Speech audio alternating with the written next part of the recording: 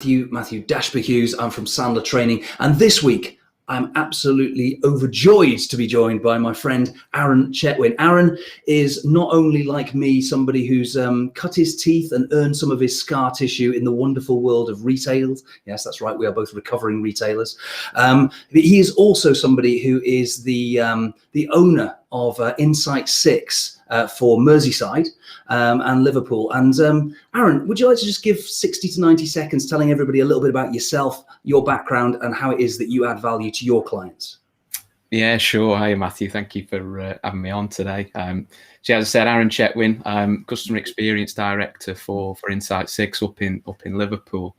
As you just said, background is retail, so management and leadership roles within two big national general merchandise supermarkets. So I've kind of taken what I learned growing up in those industries and now helping small to medium businesses kind of do what the big national chains do day in, day out without even thinking about it. So, essentially it boils down to how do we help businesses maintain and start growing, finding more customers, keeping those customers loyal, and selling more stuff to them so that they drive forward, all through kind of just focusing on the most important people in the rooms that we deal with, and that's our customers. Excellent.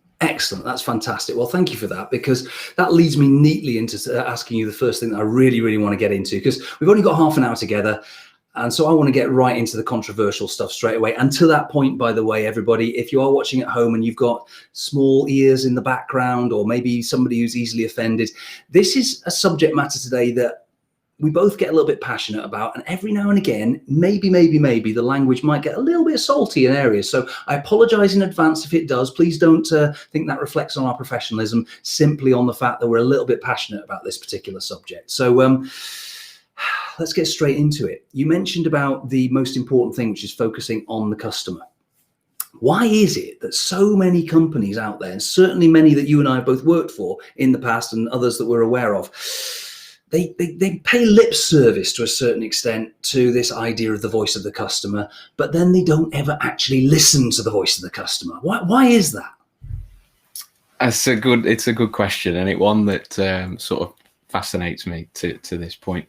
You kind of got, with businesses, no matter their size, shape, scale, you place them on this spectrum of the data and knowledge and understanding that they have around their customers. At the top end of that, you've got those big businesses, national change, that have got all the systems, processes in place. They've got teams of people whose job it is to go and ask for this feedback and analyze it. But the whole stereotypical phrase of analysis by paralysis, or analysis paralysis, should I say, that they just start tripping over, and there's too much, and you've got to be able to strip that back.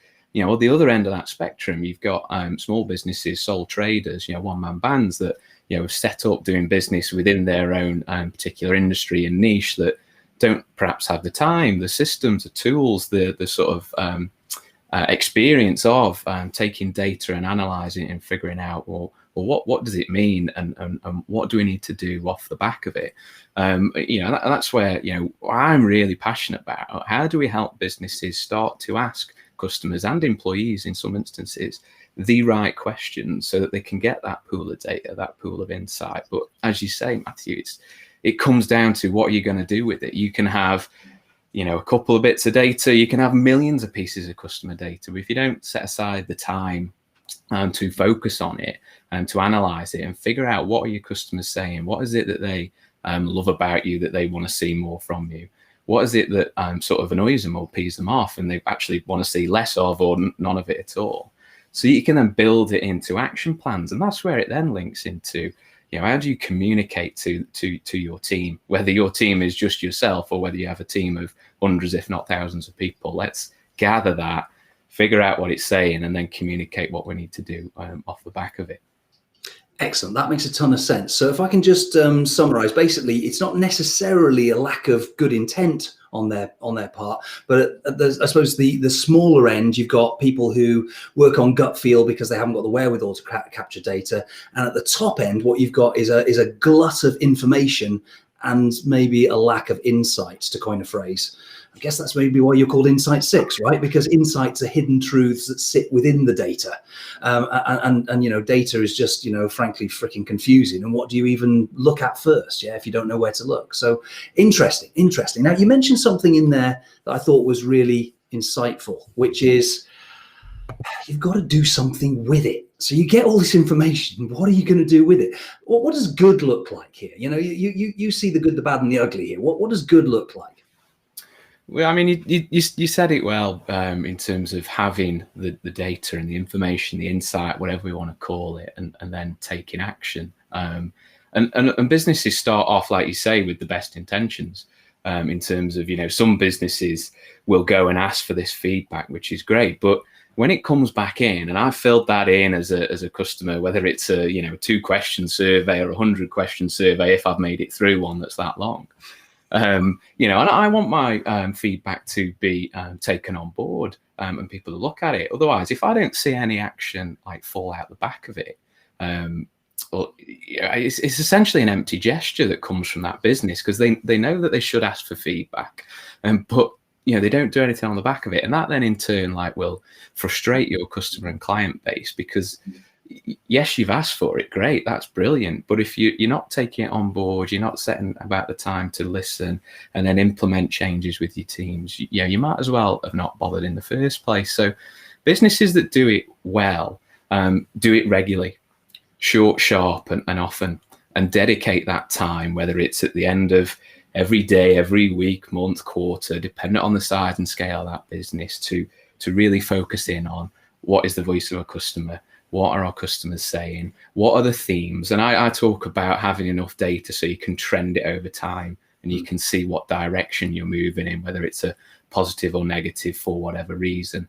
Because it's great to get 10 pieces of feedback this week or 100,000 pieces of feedback, no matter what size of scale you are. But that's one snapshot moment in time, one week. You need to see how does that compare this week versus last week, and onwards.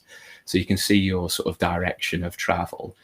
Plus that then starts to indicate to you the changes that you hopefully are implementing off the back of these. Are they doing what you want them to do, or are they not having the desired effect? And you can then course correct really, really quickly if you keep your finger on the pulse.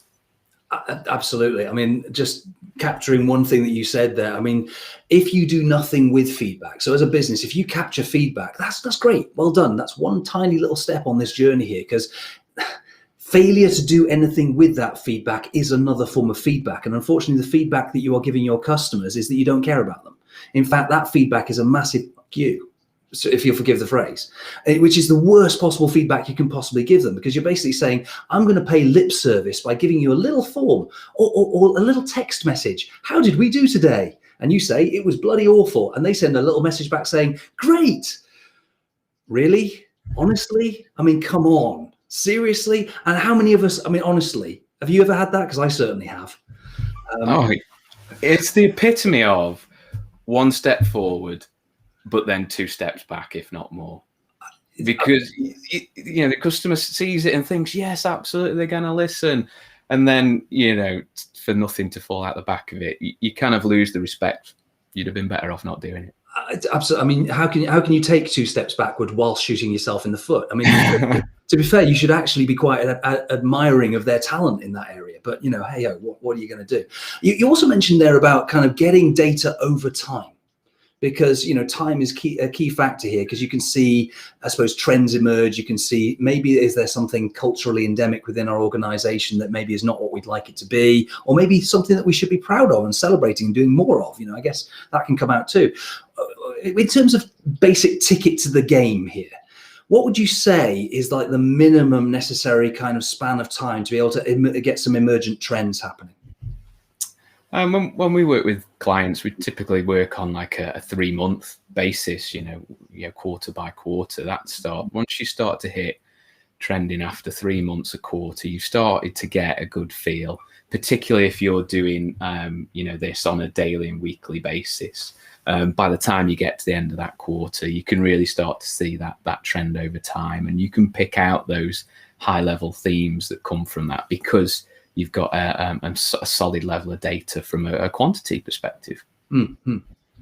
No, that makes sense. But so you're basically saying 3 months is like your minimum level kind of, that's where you're going to start getting some emergent trends. But if you want to do it, I guess, you're going to want at least a year's worth so you can see seasonality and everything like that, I guess. Yeah, 3 months is your baseline performance. And as you say, seasonality is baked into that, dependent on when you start. You roll forward 12 months in time and you start to do, I imagine people measure themselves sales like for like, year on year. There's absolutely no reason why they shouldn't. And, it could be monitoring themselves in terms of their customer data, whether it's CSAT, customer satisfaction, or NPS, Net Promoter Score, year on year. And this becomes really rich performance data for the business, the brand, branch locations, shop locations, team members, departments, which then drives the performance and development conversations, which in turn further drives the better levels of service and experience. So it's like a self-fulfilling prophecy when you really start to commit to it. Yeah. And that makes a load of sense. And I love the fact that you just defaulted to your retail language there. But I mean, this is not just for, immediately, like, sort of, if you like, consumer facing businesses like you would get in a sort of bricks and mortar retail environment, or even an online retail environment. This works across any business that is client facing, right? So, doctors, lawyers, accountants, plumbers, car garages, florists, it doesn't really matter, right? It's so broad reaching because every one of us, in no matter size and scale, business, industry, sector, we've all got customers or clients, whatever you call them within your business. We've all got them in some way, shape, or form. Yeah.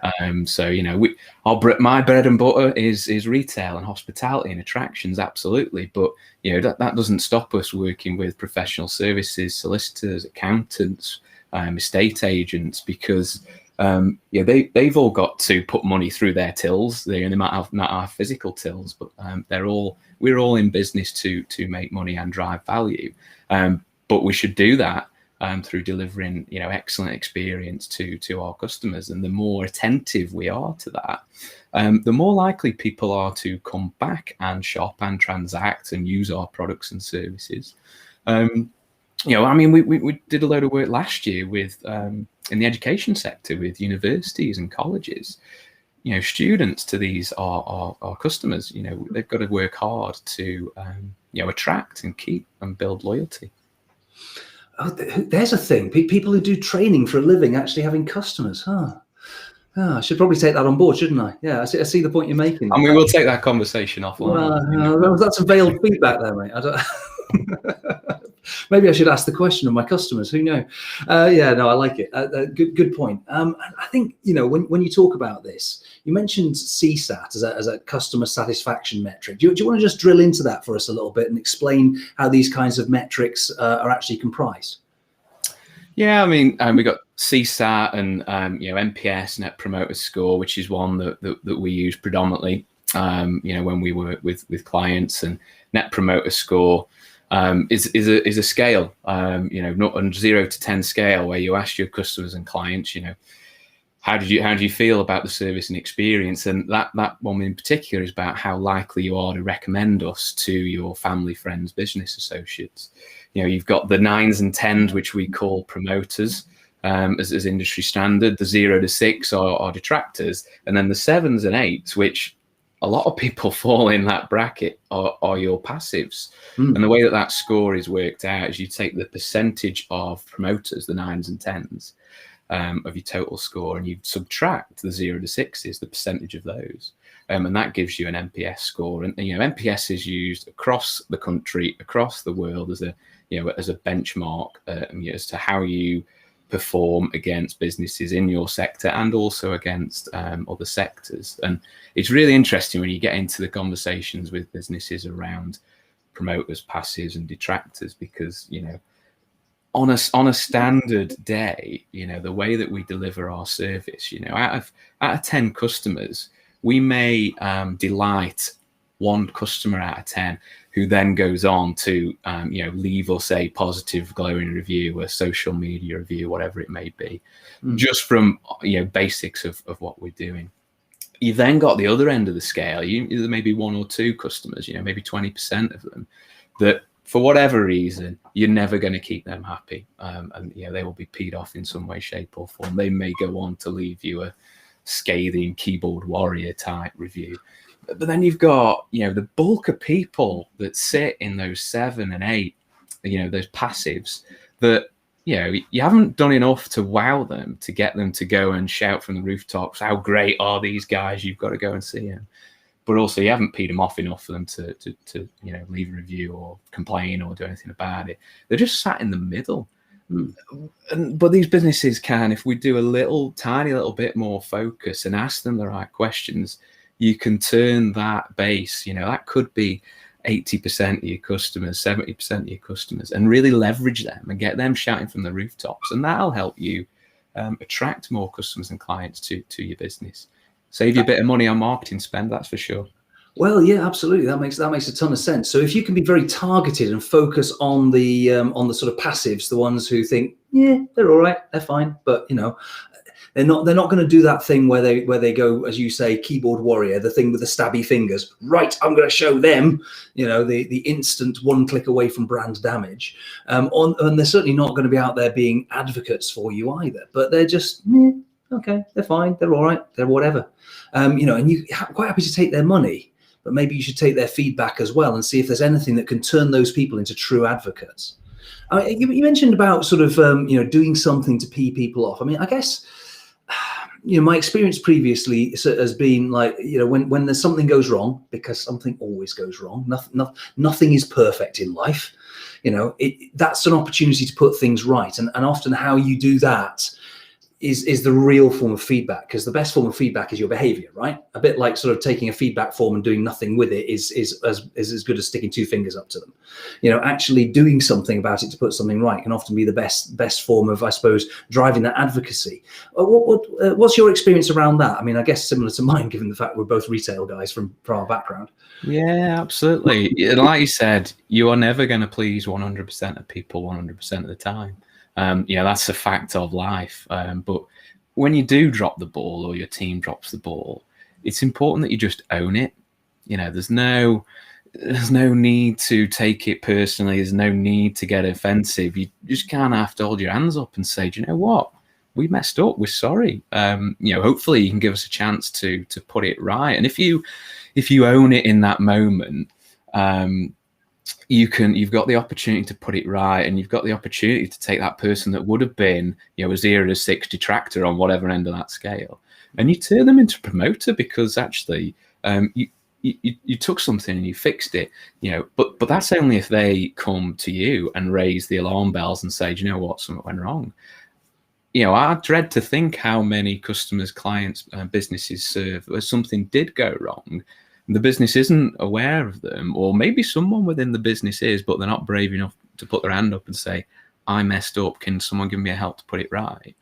That actually it just goes by the wayside. But then if we've got a customer program in place, a customer listening program, and we're actively asking on regular intervals at the end of a transaction throughout the life journey of a particular client, for example, we've got the opportunity to find out, did we deliver for you, yes or no, or on a scale? If it is no, let's have the opportunity to put it right before it goes too far or it's too late. But also, you get that feedback that says, yeah, absolutely, you did. And that's great then to share with your teams. Great in terms of employee engagement. Interesting point that you just made there. I'd love to pick up on, because it speaks to something that's actually a massive bugbear of mine, because this is where I think that a lot of companies self-sabotage, unintentionally maybe, but they do self-sabotage. And you said, maybe there's some negative feedback that somebody in the organization has heard, but they don't feel confident enough, or they're not brave enough to stick their hand up and actually say, hey, we've heard this thing that we don't really want to hear, but I think we ought to do something about it. They're not, as an organizationally, culturally, they're not prepared to look in the ugly mirror and see the real truth there and do something about it. Now, what is it culturally within organizations that leads them to kind of, well, at the best case scenario is bury their heads in the sand. Worst case scenario is actually to drive the wrong sorts of behaviors within their team, whether intentionally or unintentionally. What do you see in terms of management behaviors that leads to that kind of culture? I think that stuff starts at the top. and if it's led right, absolutely amazing. But if it's not led right from the top, and I think sometimes it's from short-sightedness, it's from management or leadership that can't see past the end of the nose. They're perhaps too focused on short-term, daily, weekly, monthly performance goals, that they don't want to open up, a can of worms or start digging deeper, because it might impact my bonus at the end of the month. But the thing is, like, you've got to see further than that, because if you operate in that negative cycle month in, month out, you won't flipping have a bonus at the end of the year, because you've gone too far off course. So it's important that leaders create like a safe environment for their employees to speak up, and they create that active environment that says, we want feedback, good, bad, or ugly. We know we're not going to be good all the time, and we can learn from the bad and the ugly. That's the important part of it. Everyone puts, Apple on a pedestal, for example. Well, they don't get, 100% amazing feedback all the time, but they ask, and hopefully, they listen and act on it. Interesting point, because I mean, I've read various different stats around what can happen to businesses if they actually actively seek out the negative feedback and go and do something about it. And funnily enough, their growth is massively outstrips, like, to something to the tune of 400% more growth than companies that don't do that. So in terms of hard-nosed bean counting, incentive for doing this, it's ridiculously powerful to do. It really Absolutely. Is. I mean, businesses will spend tens, if not hundreds of thousands of pounds on management consultants. How do we get this stuff fixed? What's going wrong? How do we uncover it? But I'm convinced if the leadership teams, stop and pause for a second and think about what are they wanting to find out, and I guarantee that if they stop and figure out what are the questions that they should be asking their customers and their frontline employees that deal with their customers day in, day out, if they ask them the right questions, they will get the same answers that they pay hundreds of thousands of pounds for from consultants. But you got to be brave enough to stop and do it and hear it. And yes, you might have to put some fixes in place, but actually that's great for your long-term success. You used the word hearing there, and I think hearing is one of our senses, isn't it? But it's something that's just mechanical. It's listening that's the cognitive thing. And for me, a lot of businesses who do the feedback but then don't do anything with it, they're perfectly good at hearing, but they're really bad at listening, because they don't do the cognitive bit afterwards. In fact, what typically happens, and certainly this has been my experience sitting around those nice, big, highly polished board tables, is you get this sort of nodding dog syndrome when the person who's got, shall we say, a certain level of controlling interest within the business, usually the founder or somebody who's got a large personality, will be holding forth as to why it is that we're brilliant at managing our customers and giving a great experience for them. And anytime there's any challenge to that, even if it's a data-led challenge, the answer always starts with yes, but. Mm-hmm. Yes, but ... Here's the excuse as to why that was the case in that one instance. They build their own kind of little narrative of excuses in their heads. And everybody around the board table goes, yes, you're probably right. You're probably right. Yes, we believe you, boss. Can we have a bonus? Oh, what do you mean we can't afford one? Oh, is that because we pissed our customers off too much? It's like, it's just crazy self-sabotage. So, I mean, how can people actually start putting this kind of feedback that's meaningful and actionable into place? And, what sort of journey do they need to go on to be able to start doing that and do it really well? Yeah, well, the way that we support businesses that we work with is getting them set up on a customer program, as I talked about. Let's get initial trial pilot set up for that first quarter so we can do some baselining and benchmarking. But it comes down to we need to figure out what type of business is this? What is the typical customer journey or multiple customer journeys, so that we can help the business figure out what are the right points to ask for feedback and what are we asking at those particular moments in time. But then also really critically figuring out, right, what are we going to do with it when it falls back in? I mean, we use our Instant Insight is a sub-brand of Insight 6. It's a leading platform to help small businesses gather feedback from their clients, from their customers, from employees. And it's got multiple ways and use cases of doing it, but it involves getting really close to the customer journey and figuring out what are the right moments to ask and what are the right questions to be asking. Yeah, and that's not prohibitively expensive thing to do either, but actually it's probably costing them a bloody fortune not doing it. It's just they don't know that it's costing them a fortune at the moment, right? 100%. It's a small investment to do this piece of work when you think about the ROI of, if it even saves you customers or clients from leaving and going to your competition, or you take those current customers and leverage them to become like raving fans about you to help you attract new customers. It is absolutely an investment, both on the top line, but also it supports the bottom line as well. I mean, look, I'm just thinking out loud here, but I mean, if a company's got a fantastic customer reputation, does it also speak to a little bit of talent acquisition as well? I mean, are you more likely to acquire people who want to come and work for you if you look like a great brand? 100%. Yeah. People want to go and work in places that are great places to work, to steal that phrase, which has been bounded around for years and years. People want to be in a business that is kind of inclusive and listens, not just their employees, but to their customers as well. Because actually, my life is going to be easier as an employee if I know that we're constantly listening and taking action, iterating what it is that we do. We're not like stuck in our ways. That's when it becomes really exciting, when you're helping a business move through change and evolve.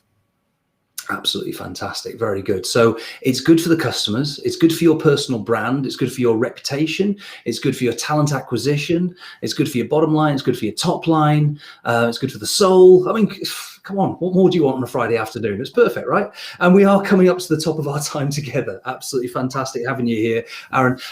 Just share very briefly before you share how to get in touch with you. Share the sorts of companies who you might typically be sort of looking to do business with, and the sort of region you cover with working for Merseyside and Liverpool.